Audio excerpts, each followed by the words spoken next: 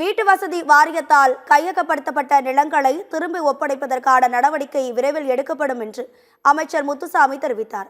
ஈரோடு அரசு தொழிற்பயிற்சி பள்ளியில் 300க்கும் மேற்பட்ட மாணவ மாணவிகளுக்கு உலகம் உங்கள் கையில் திட்டத்தின் கீழ் மடிக்கணினிகள் வழங்கப்பட்டன.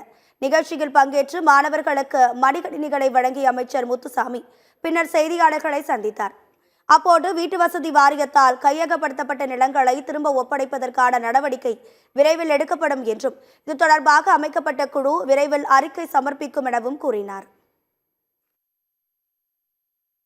நீதிமன்ற வழக்குகள் இதையெல்லாம் அடிப்படையாக வச்சு அந்த கமிட்டி என்ன ரிப்போர்ட் கொடுக்குதோ அந்த ரிப்போர்ட் படி தான் அரசாங்கம் நடவடிக்கை எடுக்க முடியும்.